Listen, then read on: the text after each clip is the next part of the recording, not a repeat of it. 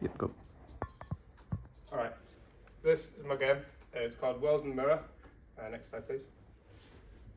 The inspiration for the game was Titanfall 2 as a mission called Affecting Cause, where it's a time travel mission, and you kind of blip back and forth in between two zones, but it's also going to be a puzzle game like Portal 2, so that's heavily inspired the game, because that's how I'd want the mirrors to look, just kind of like the portals, but instead you go through them and it's a new zone, you don't get to choose where you go.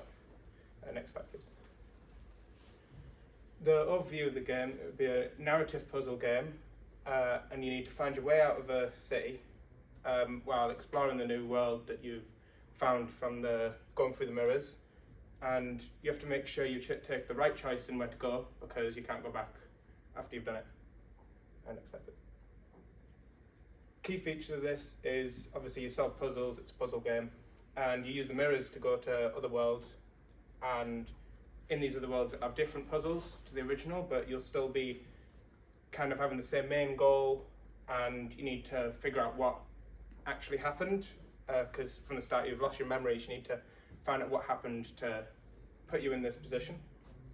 Next slide. The story of the game, you wake up under a pile of rubble after a bomb's been dropped, or so you think, and you don't know what's happening. So as you come to your senses, you realise everything's destroyed, and you have to find your way out of this destroyed city. So you explore, looking around, and as you explore and as you progress through the game, you'll find notes and other memories will come back to you as you explore locations, showing you what happened through the game and why you're in the situation you're in. Next slide, please. Here's a mood board of the abandoned city, which is the main zone that you'll be in, that you start off with, and this next one, next slide please, is what it might look like after you've gone through the mirror, and in the other world that you are exploring, you traverse between the two worlds. The main mechanics are obviously a portal system to go in between the two worlds, and a way to view the notes as you go through, or to have flashbacks which show you what the story is, having cutscenes as you go to certain places. Obviously to be able to interact with stuff, and I want to be able to pick up objects, maybe like picking up a box and putting it on a button, kind of like in Portal. Next slide please.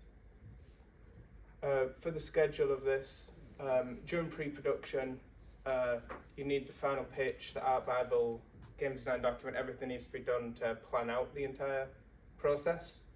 And for the alpha, it's all for you're making a working version of the game, all the assets that you need, and it needs to make sure it's playable. And then the beta kind of makes it more of a full game. All the assets should be done by this point, and after the gold standard, it'll just be making stuff look better, all the bug fixes. Next slide. Thanks for listening. Any questions? Brilliant, I think it's a cool idea.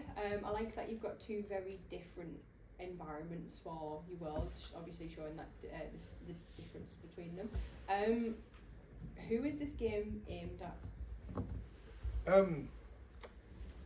Probably 12 plus. There won't be any violence or anything, but it is like more of like a dark or like a grungy city. It's supposedly destroyed in like a bomb, so it's more themes that you wouldn't be for younger kids, and you have to be able to understand the story a bit more, and obviously maybe people who played Portal 2 and maybe played Titanfall, which are both around that age of games. Brilliant, thank you. Well done.